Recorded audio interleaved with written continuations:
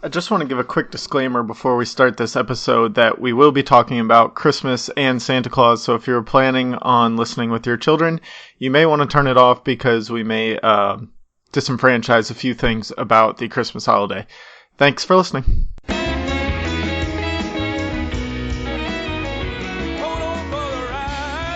Hello and welcome to a podcast about something where each week I'm joined by fellow podcasters as we take a deep dive into whatever it is we find interesting. I'm your host Calvin, and this week I'm joined by Ross Wiseman from the Kidflix podcast as we talk about Christmas movie superlatives.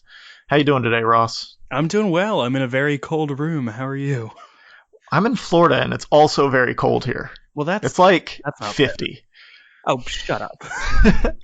It's, I think, 28 right now in Philadelphia, so... That's not that bad. You're fine. Okay. We're both miserable in our paradise of living situations. Yeah. So why don't you tell our listeners a little bit about the Kidflix podcast, where they can find you, social media, anything like that, just so they're aware of you. Yeah, sure. So, so my podcast, Kidflix, it's every week. A friend and myself, we review and revisit a piece of specifically children's media. It could be something they grew up with, something that they've just kind of randomly heard about, but we kind of look at it with an adult lens and hyperanalyze it. And you can find that wherever podcasts are listened to. We recently got on Spotify, so I'm very excited about that. And yeah, Spotify is good. We got on a couple, I think like a month ago too, and it's been a good boost. They were hiding it. But yeah, we're there now, and you can find us at KidflixPod on Twitter, Facebook, Instagram. And that's really where you'll find everything. Yeah, it's a great show, great way to relive all your childhood movies, and it's an adult take on childhood movies, which as an adult, I enjoy more than like if you tried to kidify it, I guess, at this point in your life. Well, yeah, and I think one thing I also like about your show is that it's a movie podcast, but it's not just a very dry review of it, because it's like I know that I'm not an expert or like a masterful analyzer of media. I'm just, even though that was my major in college, I liked it, so I'm gonna look at it, and I like that you don't take it way too seriously, because I know I definitely do not. No, I do not take it seriously. As we were talking about off air, I gave the best non-animated kids movie award to Space Jam. So I think I'm probably the only person in the world that would give that award to that movie. Yeah. So that's a kind of a good lead-in for anybody new to the movie superlatives. This is our fourth movie superlatives episode. Basically, each month we take a different type of movie and we give out made-up awards to this type of movie. This month, like I said, we're doing Christmas movies since it's December and 'tis the season to be merry. So we're going to go through and just give out some made-up awards to Christmas movies. Christmas movies are always fun. Yeah. So this a little fun reveal that I'll give. I'm Jewish, so oh, nice. So a lot of I was Googling different Christmas movies because I've seen so few, but I think I found a couple that I can talk to, and I'm not gonna. Okay. I promise you, none of them are the whole Die Hard's a Christmas movie, even though I have one that you could argue is like that. That's an important thing to touch on, because I was going to I did want to touch on that. Like, Die Hard takes place during Christmas, but it's not really the Christmas movie we're looking for here. We're looking for like Elf or Bad Santa, Christmas Vacation, those things where Christmas is the focal point of the movie for the most part. I mean, if you can justify it as a Christmas movie, I'll give you credit. I'm not here to be a stickler over anything, like you said. Not trying to take this too seriously. Yeah, but also let's be sticklers and take it way too seriously. Exactly. I don't like looking at movies through a lens of like, is this movie Citizen Kane? Because most movies are not going to be that. I like to just talk about movies that are enjoyable to watch. And that's to me what movies are for. Like, I go there to enjoy them, not to pick apart every little detail that may or may not be correct. Mm-hmm. So I think with doing the movie superlatives, it's a good way to kind of do that. Like, we can talk about all these movies and not take too technical of or critical of a look on them. Yeah, totally. Let's do it. Let's do it. Christmas movies. The awards we will be giving out today are Best Real Santa Magic in a Christmas Movie, Best Fake Santa. So that's like a mall Santa or, something like that. The Grinch pretending to be Santa, something like that. Best family drama within Christmas time, because you can't have Christmas or even Hanukkah, I'm sure, without having some family drama around it. And you could pick Hanukkah movies too. I know there aren't many out there, but if you know one, go ahead and throw it in. Okay, I'll definitely add that to I'll pepper that in. Okay, great. The best gift or toy received in a movie, and the best Christmas, which would be an actual Christmas that you would want to spend time at, or Hanukkah, Okay. or any holiday really that you would want to spend your time at in a movie. So let's get to it. I usually let the guest go first, so we're going to start with the best real Santa magic within a Christmas Hanukkah movie. Yeah. So full disclosure. So these are all Christmas movies. So if I think of a Hanukkah one, I will definitely let you know. But I think when it comes to best real Santa, I just want to be inclusive. I want to be inclusive of everyone. If you think of a Kwanzaa movie, throw it in there. If you think of a Festivus movie, throw it in there. Yeah. Oh, all those Festivus movies that we all watch. Stay tuned next week for an epic Festivus episode from a podcast about something. So best real Santa magic. This one, you gotta go classic. So I went with A Miracle on 34th Street. Full disclosure, I've never seen A Miracle on 34th Street. I don't know how I've avoided it my whole life, but I haven't seen it. I also have a full disclosure in my notes. I haven't seen this movie since I was a very young child, but you have a better background on it than I do. So how about explain the Santa magic that is and why it's so great? Sure. So Miracle on 34th Street. If you don't know, it's that classic kind of movie that they always play on a Hallmark Channel. It's from 1947.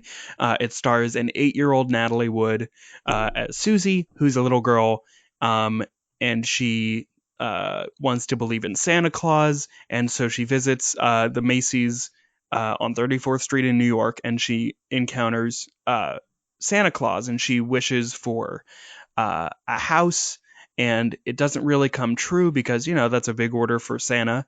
And at the end of the movie, she sees a for sale sign for a house that ends up being kind of the perfect house for her, and she kind of believes in Santa Claus. And the movie pretty much explains to you that this guy at Macy's is real Santa. His name is Kris Kringle. He has this weird ID card that has all these little jokes about Christmas on them. And yeah, it has that iconic scene of this little girl not believing that Santa's real and pulling on the beard, and it's a real beard. It's not a prosthetic, and so it's a tough look for my man Santa getting that beard pulled on. It hurts. Don't be a Santa, guys. It'll hurt your face. But oh yeah, I'm sure. But yeah, so I think it'll probably hurt lots of parts of your body actually.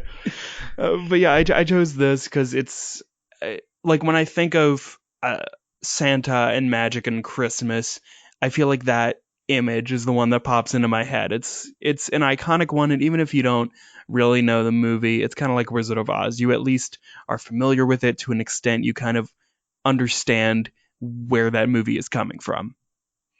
Right. Yeah. And it's kind of one of those movies that's so ubiquitous that even though I haven't seen it, I know like most of the things that take place. Like I know that she was waiting for this and like she got her wish in the end, and that's why it's the miracle and all that. I wonder if Santa went and signed up for like Habitat for Humanity and got that house built. Like, I mean, they build houses in like 3 days. I mean, that's the ultimate magic of Santa, that he does a lot of really nice humanitarian work that he doesn't get the credit for, but he doesn't need the credit. No, he's not looking for that. As long as you leave milk and cookies, he's happy. How old were you when you kind of found out about the truth about Santa? I've like, I would say probably 9 or 10 when like I really started losing the illusion of it. Mm-hmm. But like I didn't want to. Like I wanted to hold on to that. Like I wanted to kind of have this magic be real, and like it was, to me, it was always better and more fun to believe in something like that than to be like, oh no, I'm too cool for that. Santa's not real. Screw you guys. So yeah, I mean, I probably officially gave up on it, and my parents probably officially gave up on it like when I was 11 or 12, I would say, which is probably a little old, but I don't care because like Give me strange men bringing toys into my house. I'm good for that. Hey, yeah, it was still before puberty, so I think you're good. Because it's like there's no equivalent in Judaism. Like, there's no real like mythical character. Like, all of our heroes are very much like, oh, they existed in the Middle Ages or in the days of the Bible. Well, now you had the Hanukkah aardvark from Friends, though. Armadillo, sir. Armadillo, that's right, sorry. And oh my goodness. My Friends knowledge is nowhere near as good as my Seinfeld knowledge, so. That episode of Friends and also that one SNL skit with Hanukkah Harry ruined a Hanukkah for all Jews everywhere, because it's just those two references. And also, my name is Ross, so I mean, Friends is a whole thing in my life. Oh, yeah.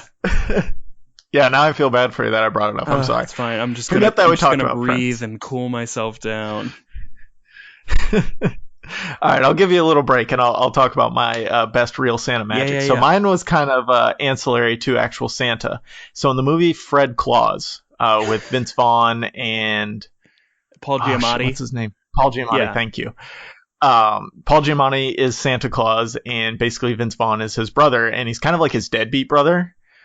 But so the magic there is that as long as he is Santa, his whole family is basically immortal and can stay the age. Like, they can just stop aging at whatever point they want to, or something like that. I haven't seen it in a while, but so I thought that was cool that Santa like spread his magic to his family and let them live and be happy. Now, I don't know how it worked out, because like he gets a girlfriend in the movie. Fred Claus does, Vince Vaughn's character, and like, so what happens when she's like 70 and he's still 40? That's kind of rough to me, but I mean, I guess you could always just move on with your life. I think there was some way, like, he could break the magic if he wanted, like if he wanted to have a real life and a wife and kids and things like that, he could break the magic and continue aging. But I just thought it was cool that magic was shared with the whole family, instead of it just being like, okay, Santa's there and he can get to every house at night. Yeah, and also the Claus family, I guess, is doomed to walk the earth forever, just with no long-lasting partners. Yeah, that's rough. I mean, they're gonna see some shit in their days, or I'm sure they did. I'm excited for Fred Claus too, to find out what happens. Yeah, I don't know that that's coming. I might be the only person that remembers that movie exists. Of course, you came out with Paul Giamatti. Yeah, I have way too much knowledge of like movies that I saw the trailers only for. And like, gotcha. Like Fred Claus, I think is a fun idea, because it's like, oh yeah, he has a stupid brother or something. But I heard that. Well, yeah, and he doesn't need to work or anything like that. So yeah, it was fine. It wasn't. You get some classic Vince Vaughn stuff of him just kind of riffing on himself, but other than that, it wasn't too much to tune in for. I mean, Paul Giamatti as Santa Claus is pretty great, though. It's just like, oh damn. Yeah. Paul Giamatti, I think, in like within the next 10 years, he just needs to go on like, all right, every Christmas movie, he needs to be Santa now. I think he's at that age where he can do it. That's a good idea. It's kind of like how the Disney princesses, for the most part, it's like one person, one woman plays them for her entire life. Like, let's get one actor to be every Santa Claus. Right. Like, I've because my kids are at this age, they're 4 and 2, so they're watching all the Disney princess movies right now all the time. Anytime I hear like Ariel from The Little Mermaid, like, she's a voice actor and she does thousands of things. So anytime I hear her voice, I'm like, oh, who is that? And I look it up, and it's always her, obviously. And then I go and look through like her IMDb page, and it's Little Mermaid, Little Mermaid, Little Mermaid, and this little one-off thing that Disney Channel did, Little Mermaid, and this other one-off. Like, she just, I mean, she probably gets paid $1,000 to go in there and record for 2 minutes. So why wouldn't you do that? But it's like in your contract for the rest of your life. Yeah, they don't let people go very easily at Disney. Well, that's the whole thing with the actress that played Snow White in the 30s, is that it was before the days of like, regulations or anything. And she was like contractually obligated to play Snow White. And she was basically like forbidden from taking up other parts because they didn't want to ruin the magic of Snow White being seen as like just a part played by an actress. I could see that, I guess. I mean, the golden age of movies. You're never allowed to do anything ever again. Yeah, that's rough. Sorry, Snow White. I'm sure you turned out fine. So the next category or the next award we'll be giving out is the best fake Santa in a Christmas movie. Yeah. So for this, I actually have one movie, 2 fake Santas. Ooh, juicy. So, I I am going with Gremlins. Woo! I paused just in case, like, anybody in their car gasped. Um, that one's close to like not technically being a Christmas movie, but still like because he gets the Gremlin. I've never seen Gremlins either. You're like Jesus picking all these Christ. movies I've never seen. Yeah, 80s kids movies are not my thing. Like because I was born in '87, so like I missed all the '80s kids movies, but I could go all day on '90s kids movies. Well, maybe we'll sync up at some point. So, okay. Yeah. So in Gremlins, there are two notable instances involving Santa Claus. So yeah, it takes place during the Christmas season. Billy gets from his father, he's gifted a Mogwai, which is a nice version of a gremlin, but if you get it wet, feed it after midnight, that whole thing, it turns into this disgusting, scaly monster. So the first fake Santa is the gremlins are attacking the neighborhood.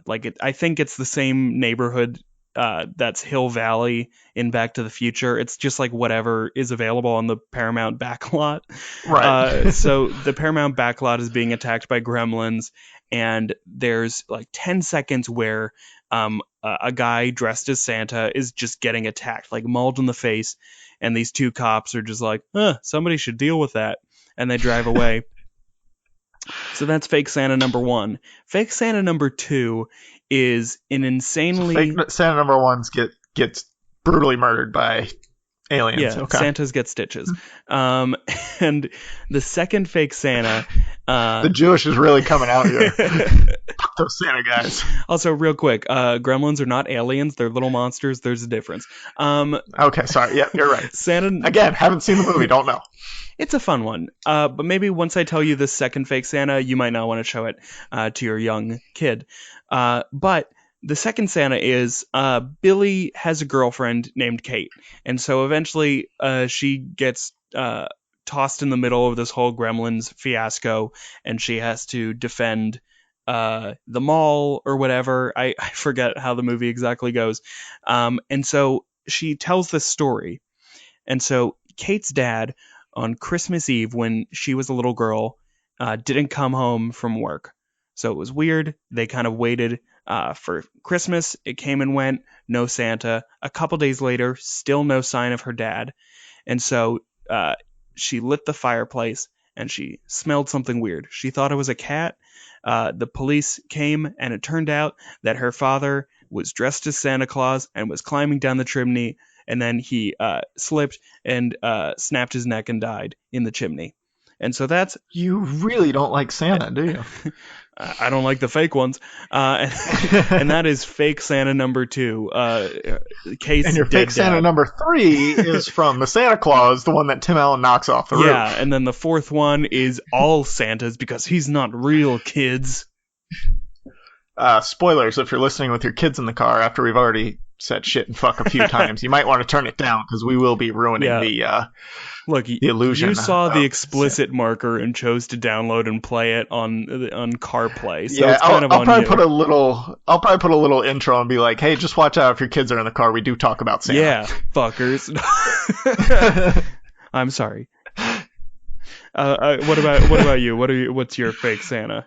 So my best fake Santa, I went a little bit nicer to Santa, not totally nicer to Santa, because my fake Santa that I picked is still a dick, but he doesn't get killed or mauled by monsters. Mine I chose from The Christmas Story, because haven't seen the one that so basically it works out.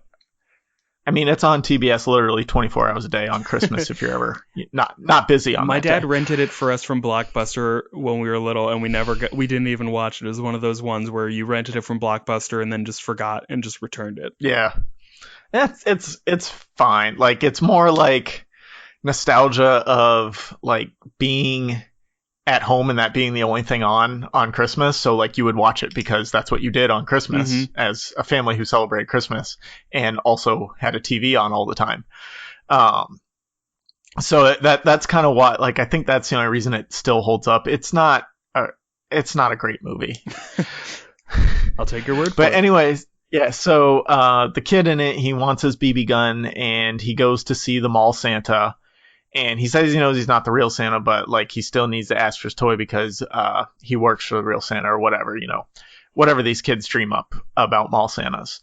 And so he gets like the mall Santa's at the top of this big slide that basically once you're done, you go down the slide into like this fake snow at the bottom.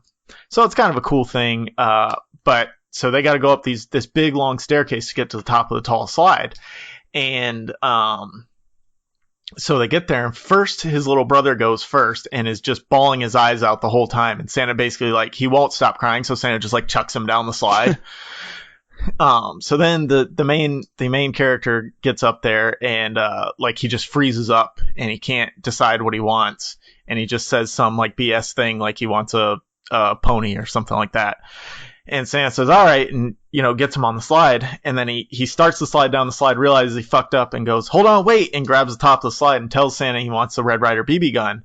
And Santa's just like, you'll shoot your eye, which I'm sure you haven't seen the movie, but the line, yeah. You'll shoot your eye out is said 1,000 times throughout the movie.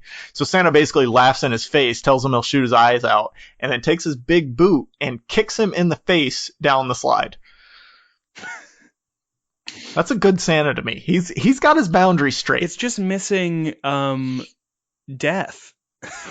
Yeah, that's the one you're thing. Right. Nobody killed this Santa yet. I'm sure some angry parents. See, if this was the 2000s, you got all these millennial parents out there. Somebody would have went back and killed that Santa. Millennials, or at least sued him, or given him avocado toast. I actually had avocado toast for lunch, and it was delicious. So there you go. I mean, I don't like the avocado toast, but I'm a millennial, and like half these stereotypes, like they're not even bad. It's just like, okay, yeah, I know how to use my cell phone. That's too bad. LOL. Yeah, I keep telling my boss how to do stuff on Instagram, and he just keeps not doing it. So, what a fun time I have at work.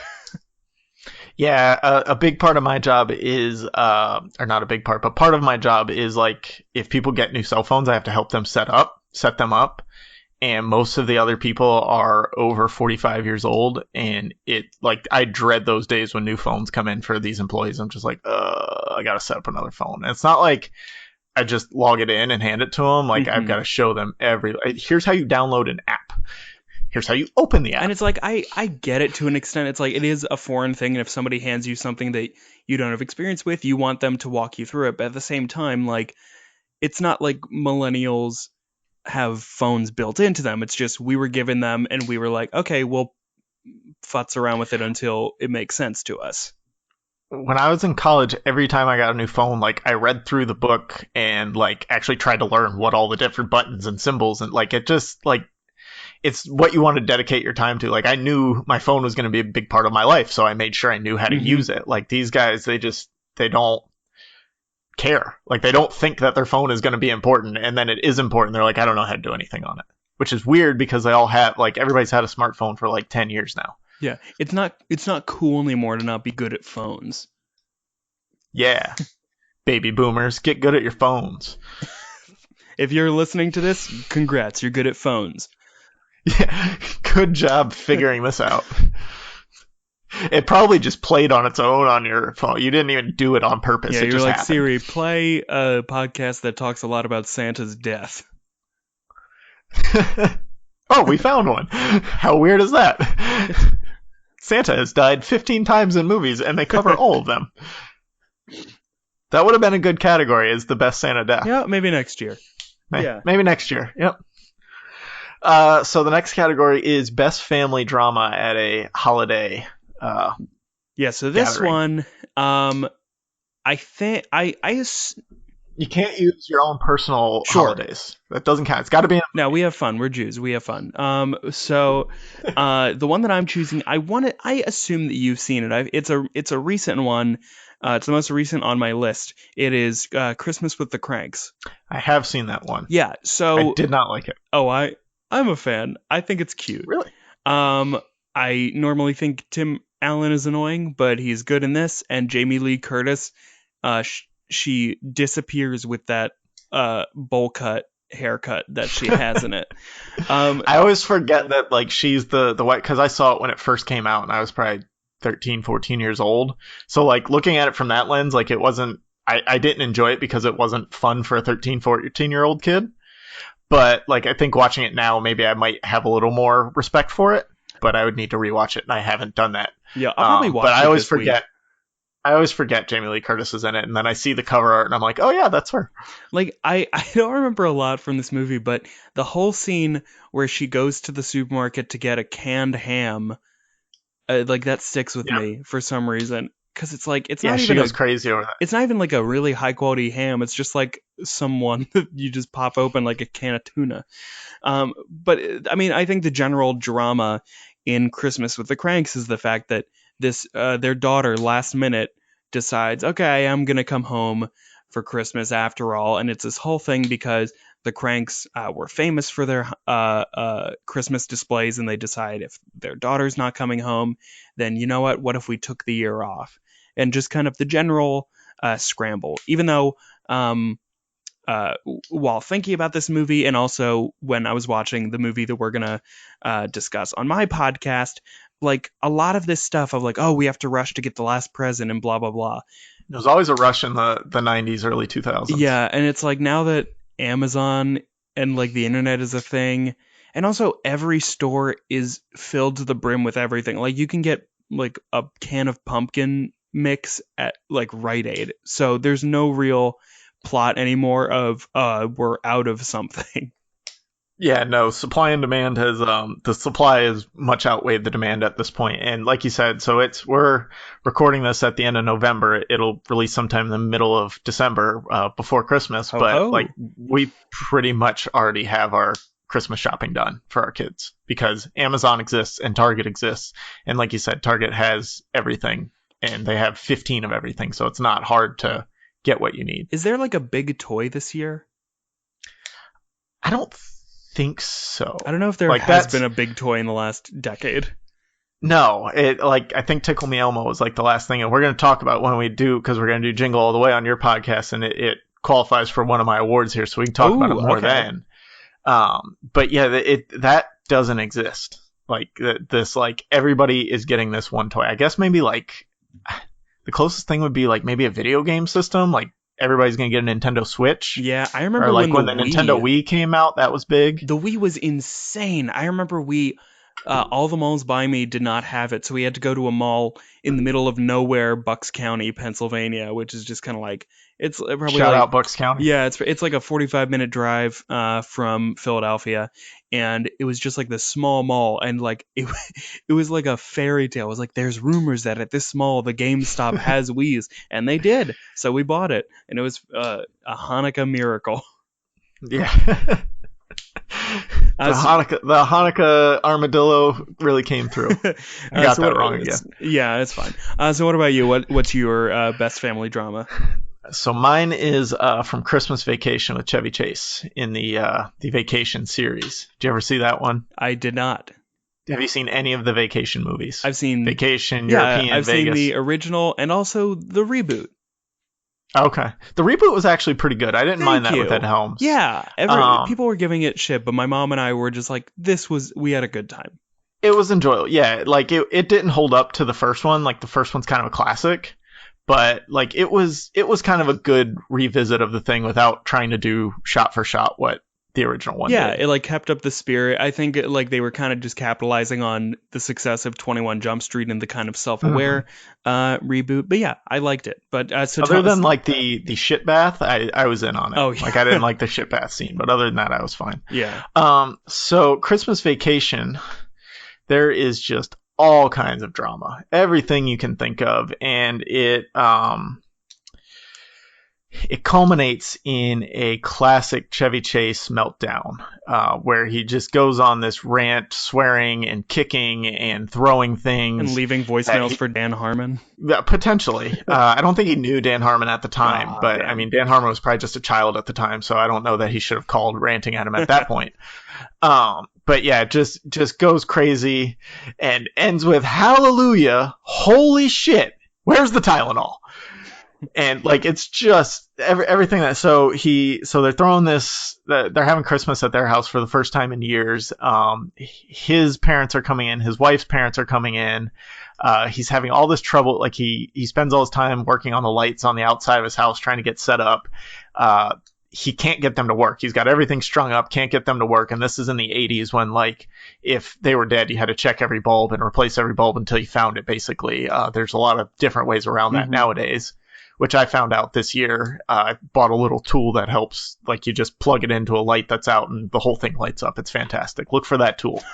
Plug in your tool. Yeah, I don't know what it's called, but I got it at Walmart for like $9. It's a light fixer tool. Go get it.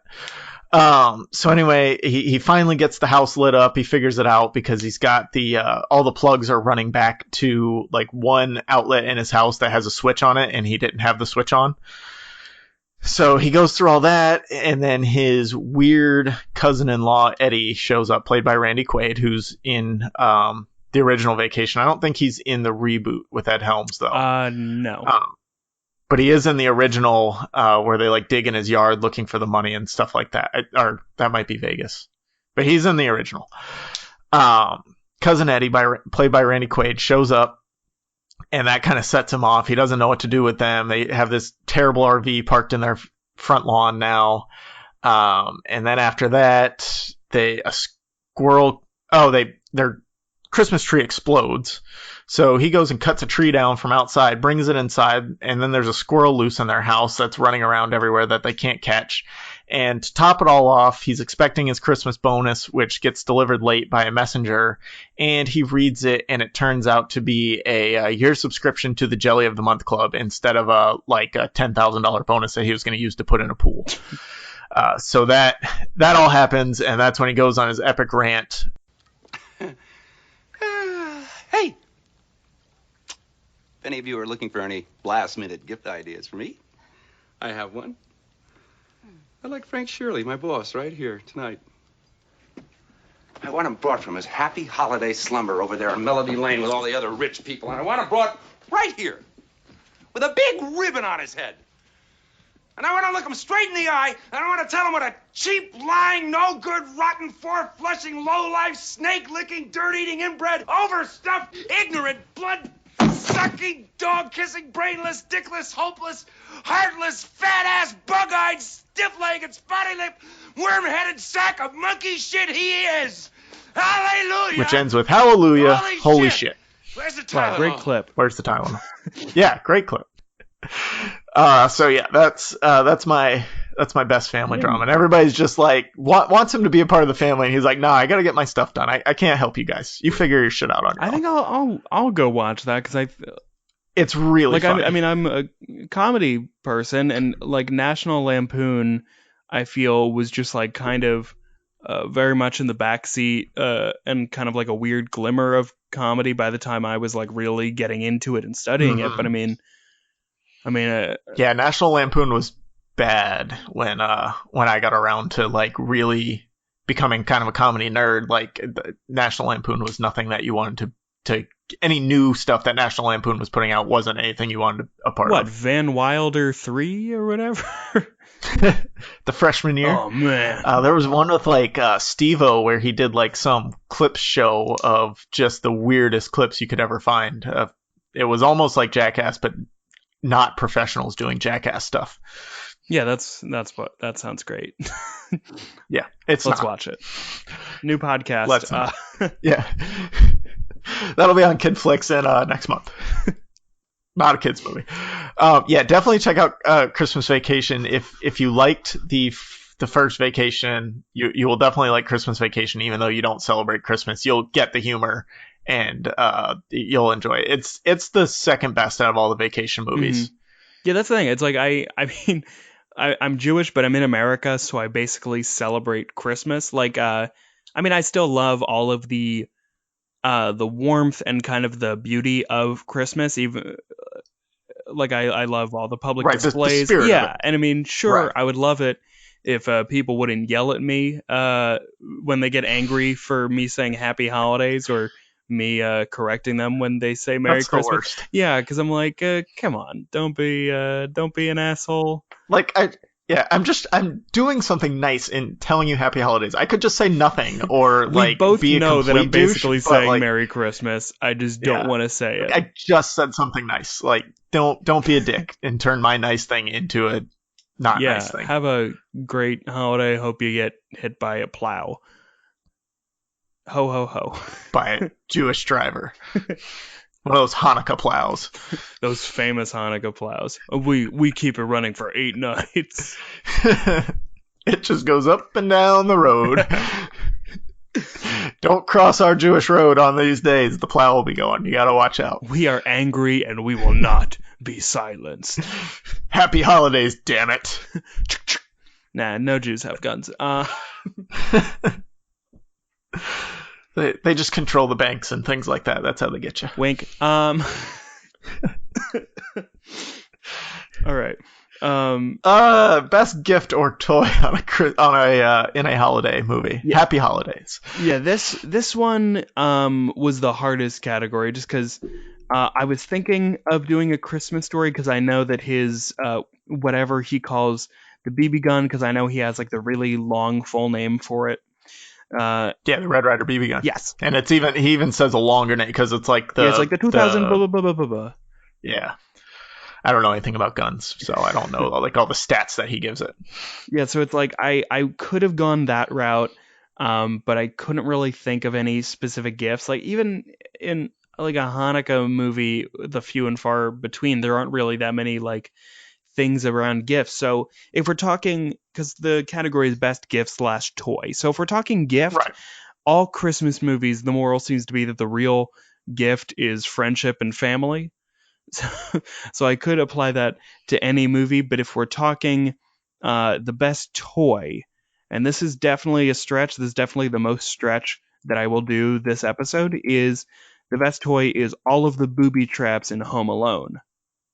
Oh, I like that. Which is also I would consider it a Christmas movie. That's absolutely a Christmas movie. Yeah, because it's all about the spirit and kindness and stuff, but also because I don't think Kevin has any specific toy that he really wants or talks about wanting. Well, I think a lot of those things that he used as booby traps, I think he had to open the presents to get to them too. Yes, that's right. Yeah, because he has the train set that he opens to put the Michael Jordan cutout on. So yeah, great plan, by the way. Great plan. Besides just call the police and hope that they believe you. Well, he was afraid to call the police because Joe Pesci posed as a policeman early on. Oh, yes. I reviewed this on my podcast. I should have remembered this at this point. But yeah, you're right in that. So I think it's the best toy because it's a toy that Kevin got many different uses out of. It's definitely the most useful toy. Yeah, safety. His favorite toy, a giant nail in the floor. The snow shovel that his neighbor brings and bashes in Joe Pesci's head in.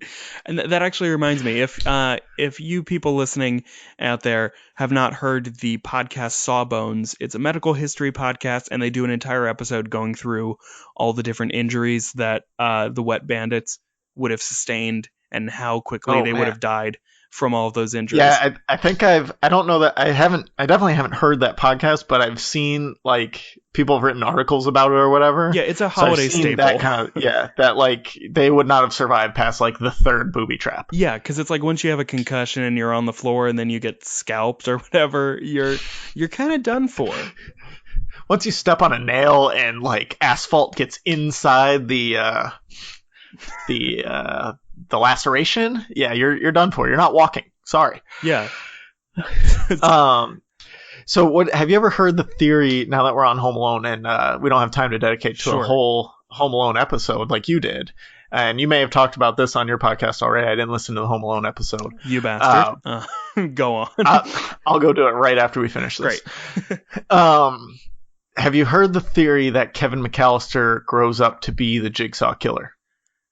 I have heard that. Like it. I like that one. I guess it's plausible, even though, and I've talked about this on my podcast several times, actually. I've never seen any of the Saw movies. They are too scary for me, but I have read all of the Wikipedia synopses. And oh, there you go. That's the way to go with scary movies. I did, so I'm not a big fan of scary movies either. Like, I get scared of them very easily. By design, like, yeah. Yeah. But like that just stays, I get anxiety over it and it just stays with me and I can't get over it ever. Like it takes me 2 months to get over it. Oh, wow. Um, I saw. Do you remember the movie Hide and Seek with Robert De Niro and Dakota Fanning? Oh wait, It's from like 2005, yes. I want to say. I have not thought of this movie in a decade easily. It's so basically, he's a psychologist, and she has like an imaginary friend who Yes. is doing increasingly bad things, and he's trying to figure out like who her imaginary friend is, and it all culminates in split personalities, things like that. But basically, part of it is the mother dies, and Robert De Niro wakes up at 2:06 a.m. one night and finds the mother dead in a bathtub. She killed herself. And then throughout the movie, he continuously wakes up at 2:06 a.m. and discovers this bad shit that kept happening. And so after seeing that movie, I'm a junior in college or in high school. I couldn't fall asleep before 2:06 a.m. Oh my god! Like I would like focus on the clock, because if I knew if I fell asleep that I would wake up at 2:06, and if I ever woke up at 2:06, I would think somebody would be dead in my house. So like I would just, my thoughts would run crazy until 2:06 a.m. I would get up, go to the bathroom, make sure nobody was dead in there, and then I could sleep fine. So yeah, scary movies stick with me. Oh my god, I forgot about that movie. I don't know how I got off on that tangent. Yeah, we were talking about Jigsaw.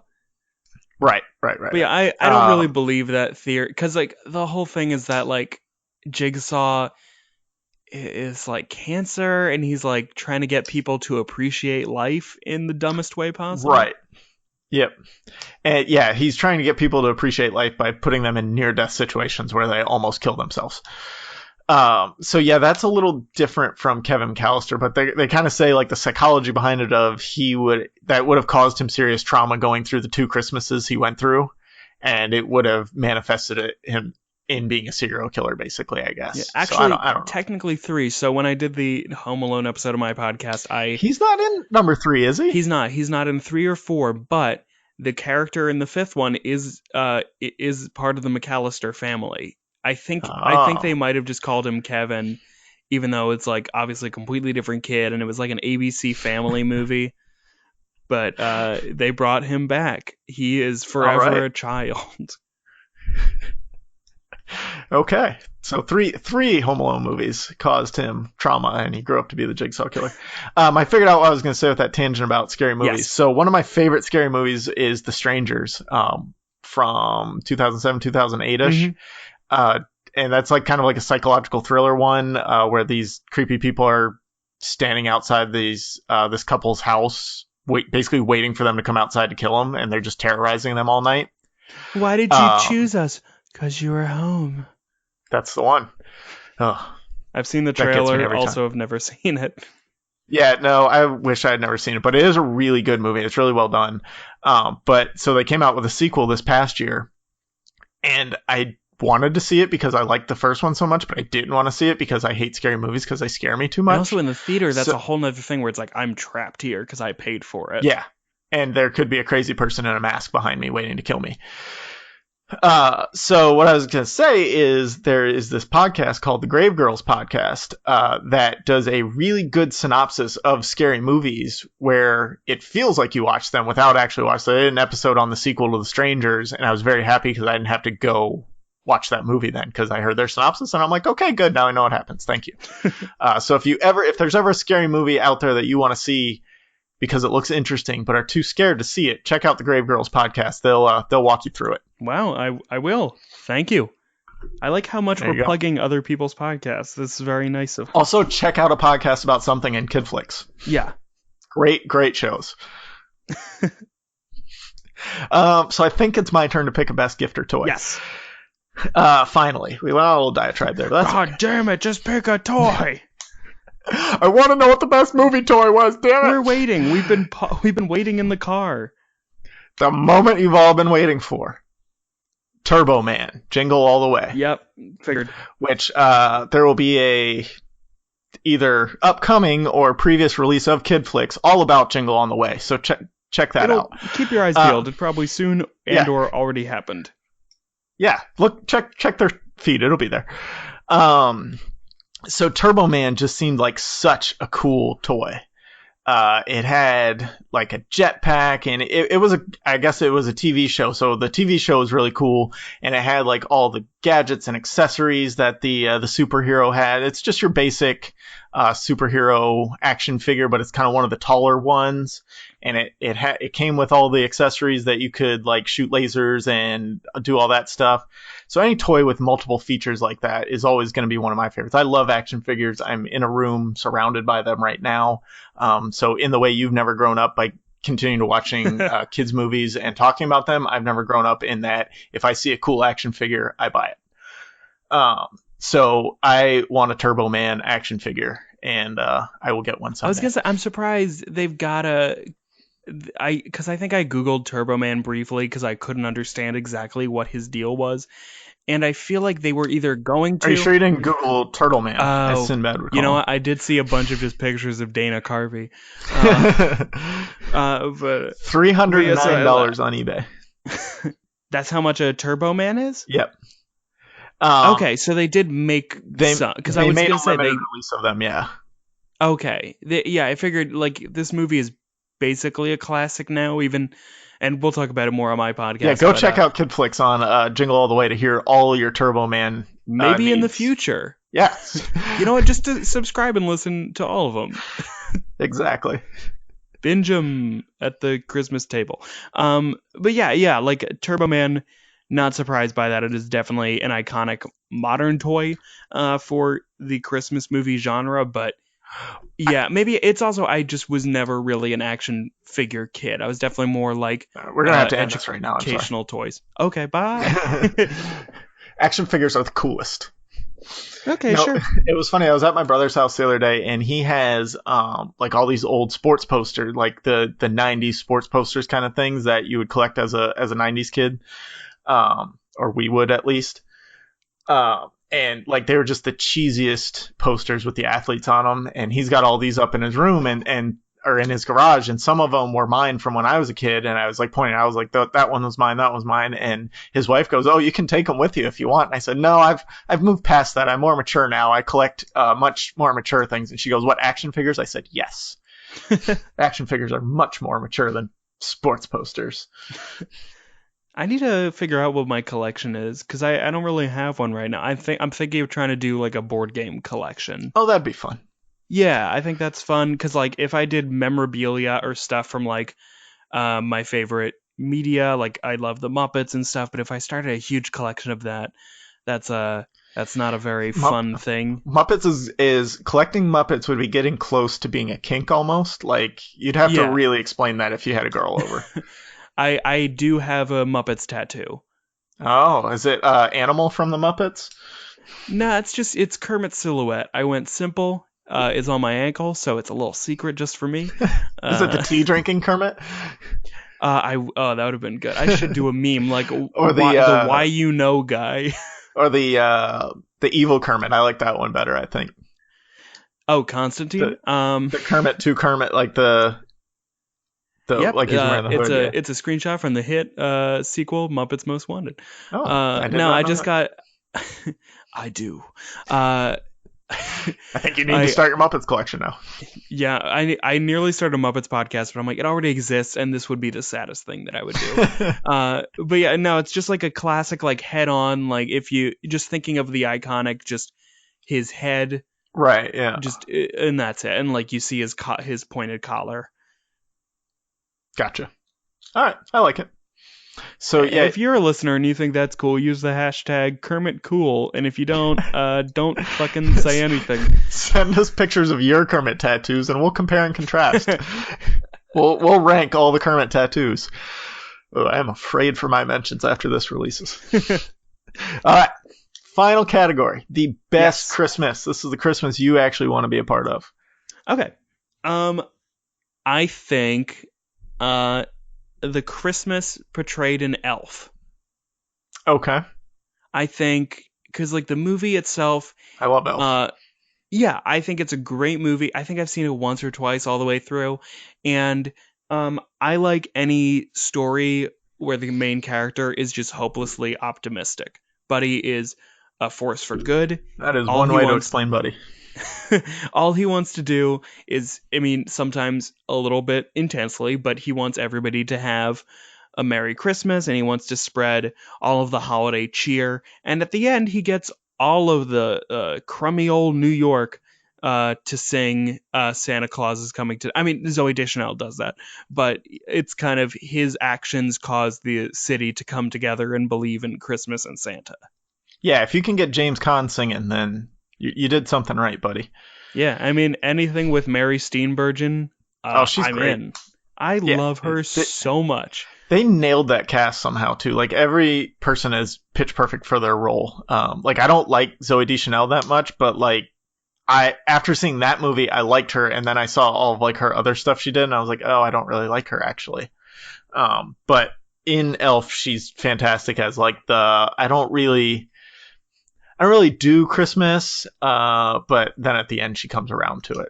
Well, she's playing a little bit against type because I mean, Right. I personally like her a lot, and I think sometimes she uses kind of her cutesy personality in a fun, subversive way. Like I think she's great in New Girl, but then in 500 Days of Summer, it's kind of like that is who she is, just kind of like a pile of cute quirk. Well, and early in her career, she kind of did more like when she was in Elf, she played that type, and then in the Matthew McConaughey classic Failure to Launch, she also played that type of character. So like early on, she was Failure to Launch. Yeah, she's damn. Sarah Jessica Parker's like best friend that dates Doug from The Hangover. Oh, small world. Yeah. What about you? What's your best Christmas? My best Christmas, I'm going the same kind of direction as you are. So Elf was probably my second choice in this category because Elf gets a little too cheesy for me at the end.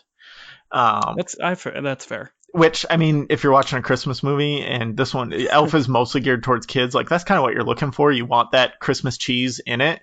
I don't know. It just like, it kind of turns into a different movie for the last 20 minutes. So I didn't pick Elf there. I picked How the Grinch Stole Christmas, the original cartoon version. Okay. Which basically the same thing. The Who's down in Whoville, doesn't matter that they don't have their presents. They come together, they sing their song, they have their roast beast. They realize that Christmas is about spending time with their family and enjoying each other's company, and the presents don't matter, and they convince Grinch that all this stuff doesn't matter and they just want to be happy.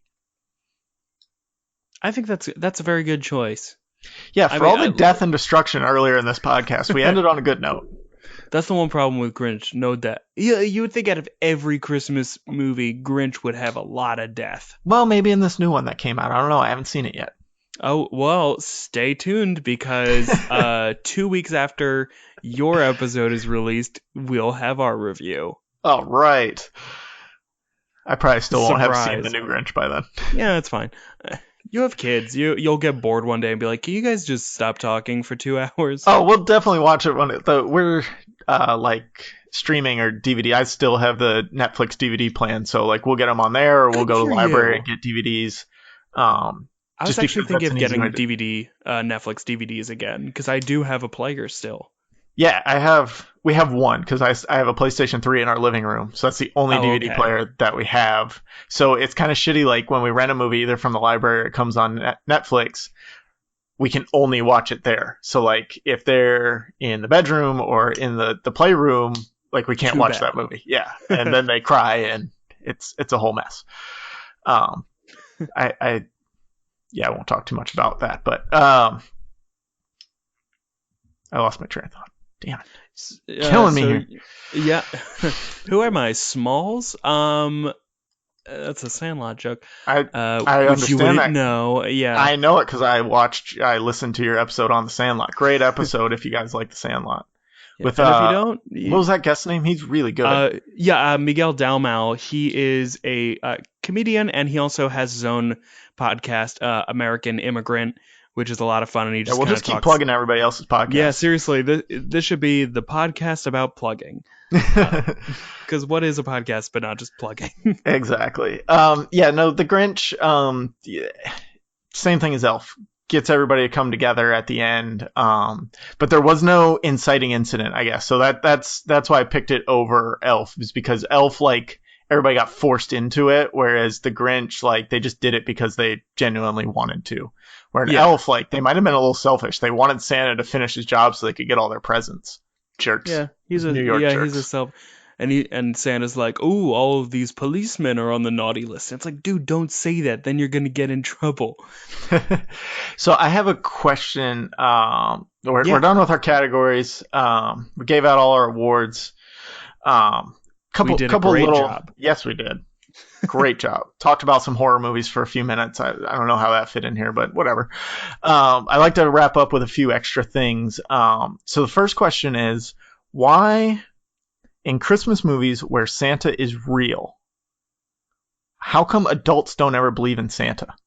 Like, the presents are still getting it. You got the Santa Claus, Elf, I don't know, countless others. Probably Miracle on 34th Street. Like, Santa's real. He's bringing presents every year. But the parents are still like, no, we got to go get this present. I was thinking about, I nearly brought this up when I was talking about Miracle on 34th Street. I don't understand that. I don't really remember in that movie if people are shopping for Christmas presents. Like, my thought is, like, maybe in these universes where Santa is unquestionably real and the adults are just kind of jaded, I think it's like the parents buy most of the gifts, but then there's maybe one or two special things that they maybe forget. They're like, oh, I guess the other parent got that present or something like that. I could see that. Yeah, I guess. Yeah, they would just assume that the other parent got it. I guess. But that's the only explanation I have. But it's like, I don't know if there's...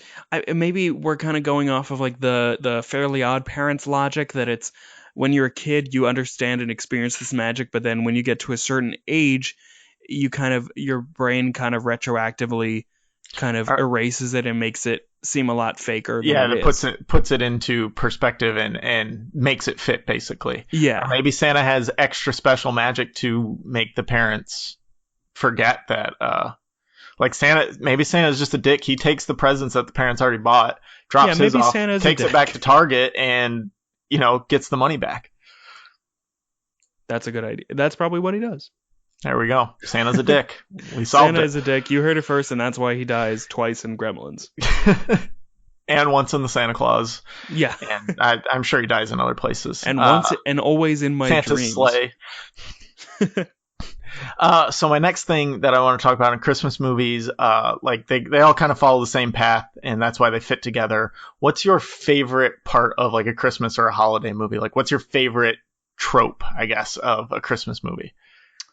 I guess it kind of piggybacks off of that last question. I love when like the movie has reached its logical end in the real world, and then there's just one weird thing where it's like, oh wait, whose present is this? I didn't leave this present. You didn't leave this present. And then there's like a weird like sleigh bell sound, and everybody looks up towards their ceiling because it's not like they have like a sky roof in their house. Right, yeah, like they're gonna see it. Yeah, and then there's like it's like at the end of movies when they want to be suspenseful, so they do the end ... question mark. Like, it's just this weird unnecessary. Right, like now Santa is everybody gonna believe in Santa? Now everybody's gonna actually believe in Santa now that because this one surprise present, like maybe Aunt Muriel sent it. Who knows? Or maybe crazy Aunt Muriel. A man named Chris. So I'm going to be a little more cynical. My favorite part of Christmas movies, and this is more adult Christmas movie, but it happens a lot in kids' Christmas movies too, is the eventual meltdown of whoever the protagonist is. I talked about it in Christmas Vacation. It happens in Jingle All the Way. Arnold Schwarzenegger melts down at some point. Basically, somebody always just goes crazy and has this huge blow up, yells at everybody, and just like freaks out. Yeah, I don't know. I like watching. That's always funny to me. I know, like in the real world, that wouldn't be funny, but watching it in a movie is funny. And I always like to kind of see how they get into that situation and what forces them to explode. Yeah, well, it's also like the holiday season is so stressful. Absolutely. And it's like such a necessary thing to include at some point. Like, it's usually kind of like sloppily put in there where it's just like somebody's like, I'm gonna break down and whatever, but it's definitely an important part of the holiday season that like you Oh need to yeah, include it. It's in my family. It's usually my wife because she takes on most of the stress of the holidays of figuring out decorations, spending time with her family, figuring out when we're gonna spend time with my family. This year we're throwing in a week-long Disney World trip in the middle of it. Oh, congrats! That's so fun. Oh, thank you. Yeah, it's. I mean, we've gone before, but we're looking forward to it because I have the big Christmas party with all the characters and stuff. Oh, So that'll that's be really great. fun with the kids. Well, here I have an idea. What if you help her out? I do. Okay, good. I try to. She gets jumbled Be in her head. careful with And, what you yeah, say. Yeah. she doesn't listen, so I can say whatever I want. She's Okay. a crazy bitch. No, I'm just kidding. What? She's You heard it wonderful. here Yeah.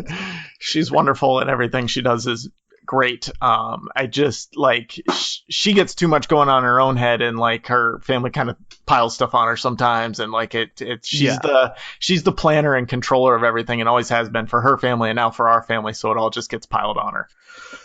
That's saying So, like I don't have a it's family usually yet, her but that's helping out. terrible. Okay. Well, hopefully this year is a little bit better, even though taking a Disney World trip is notoriously frustrating. But I am friends with a couple cast members actually. So Oh, nice. if you need a hookup at the Finding Nemo musical, let me know. We haven't been to the musical yet. It's pretty good. It's very long. I've heard the Finding Nemo one is pretty good. Our kids don't like Finding Nemo that much yet. They'll grow into it. Yeah. Another great movie involving death. Yes, lots of death. So then the other thing, I got two more. Any honorable mention movies that we didn't get to talk, like they didn't fit into the categories, but you wanted to just mention real quick? I guess I think Love Actually. Ugh. Okay.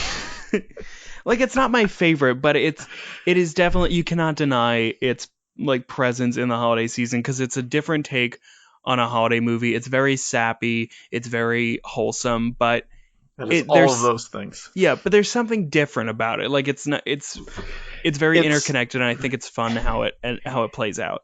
It's an adult movie focused on adults getting what they want during the holiday season, rather than like adult Christmas movies usually focus on spending time with their family or like integrating their whole family while still doing what they need to for their kids, or just focusing on what they need. Like Jingle All the Way is almost an adult, like, because it's mostly about Arnold Schwarzenegger and Sinbad.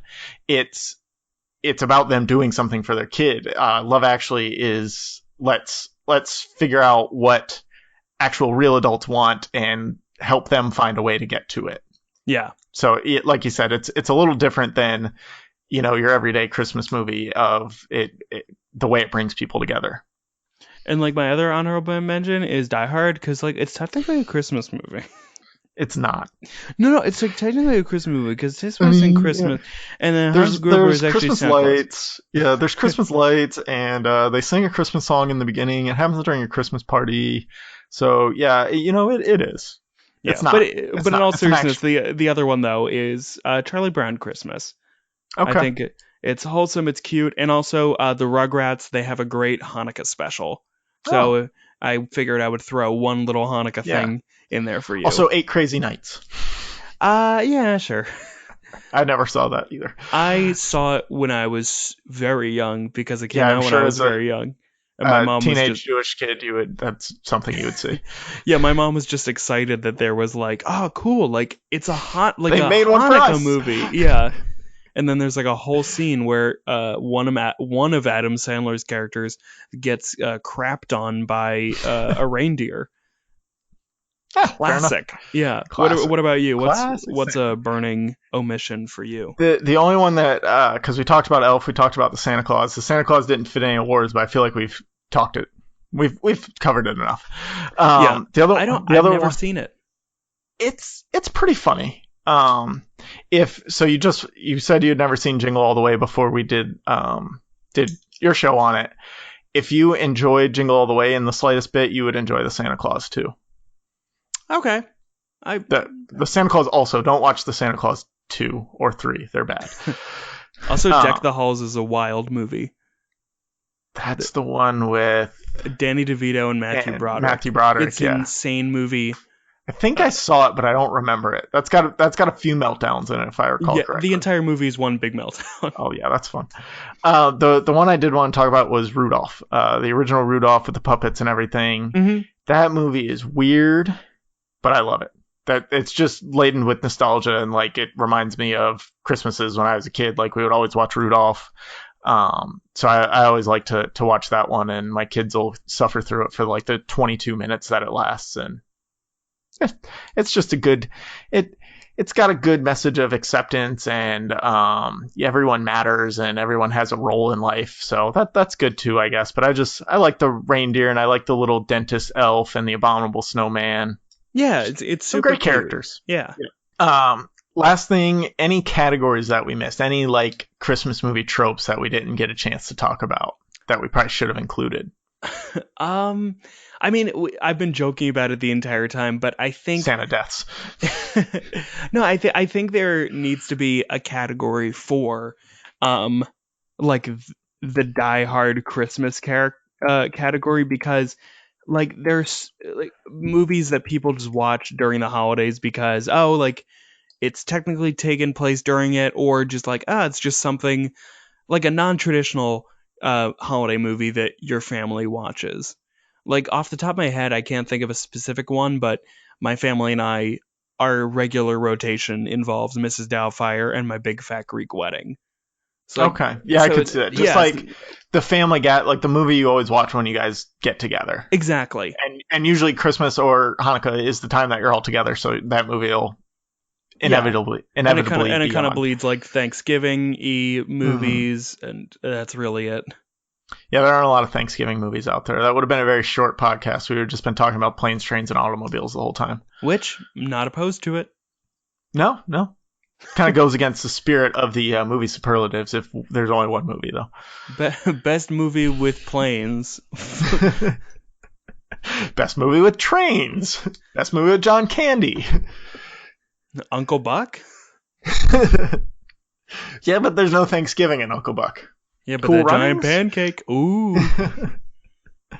All right, that's all we got for Christmas movie superlatives. I want to thank you again, Ross, for joining me. Yeah, it's my pleasure. Thank you so much. Next year when we do Hanukkah movies, you'll be back for that. Great, and I'll just say Rugrats Hanukkah over and over again. Rugrats Hanukkah and 8 Crazy Nights. Those are the only two that we'll talk about. Yeah.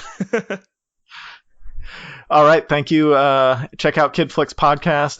Follow them on Twitter, Facebook, Instagram, all that stuff. All that everywhere. Jazz. Do it. Follow him. Check out Ross if you're in Philly at comedy clubs everywhere. No, thank you. Yeah, come see me.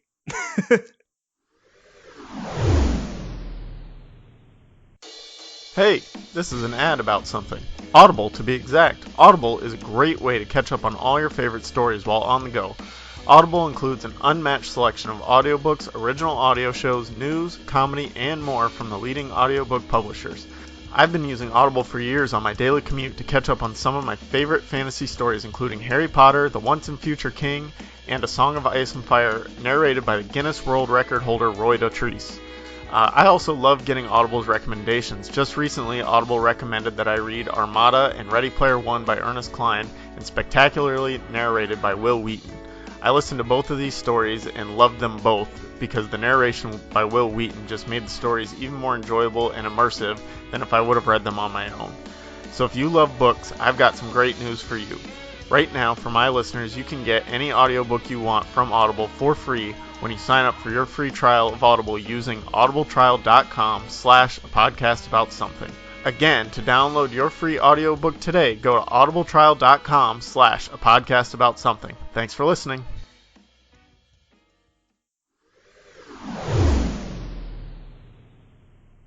And now it's time for the 2-minute ISO. But first, listen to this promo from one of my fellow podcasters.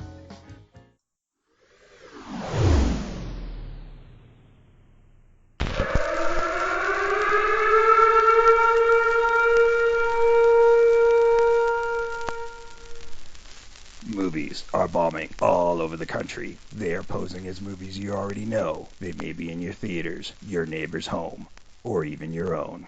Why are you doing that voice? I don't know. I thought it made me sound cool.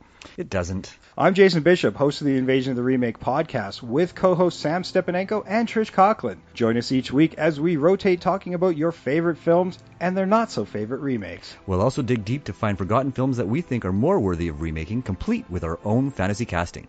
You can get all 130 episodes and counting on Apple Podcasts, Stitcher, Google Play Music, TuneIn, Radio, Player FM, and all the best podcast providers, even Frickin' YouTube. For the low, low price of absolutely nothing. Join the invasion. Subscribe today. Or we'll blow up your planet.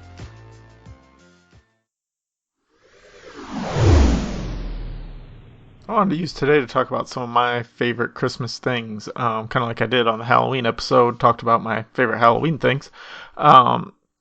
So Christmas is a time that usually in the past, I haven't been very excited about. Now that I have kids, it's gotten a lot more exciting, just to kind of see the excitement on their face and to see the way they enjoy not only getting the presents, but like just the whole spirit of it and the decorating and watching the Christmas movies, things like that.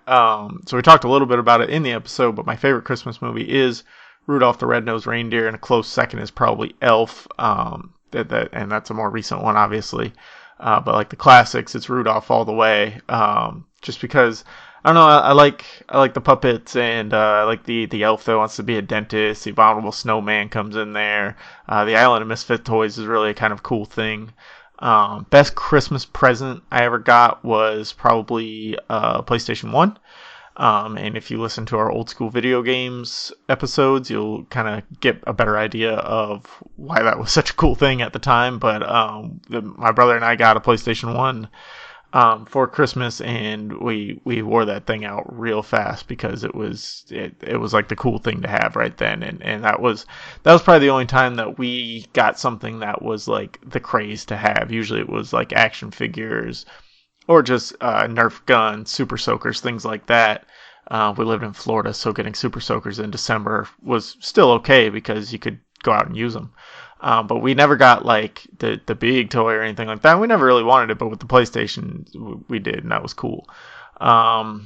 Favorite, Christmas dinner, I like to go, just turkey, mashed potato, basically the same thing as Thanksgiving. Like, don't give me a Christmas ham or anything else like that. Just give me turkey, I'm good to go.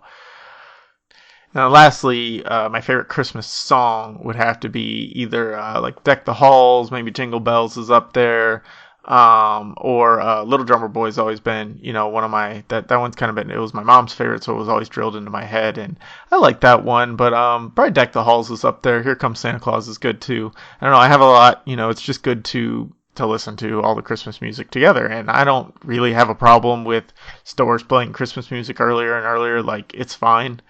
Just I'm not in stores that long, so maybe I guess it doesn't bother me. If I worked in like a retail store that was playing Christmas music since the end of October, it would probably get on my nerves, but I don't, and I'm in a store for like 10 minutes tops, and it doesn't bother me enough. Thank you for listening. Happy holidays. Be sure to check us out on Twitter at APA something. You can always send us feedback through email to a podcast about something at gmail.com. Thank you to those cats for providing all the music for a podcast about something, and thank you for listening. Stay classy.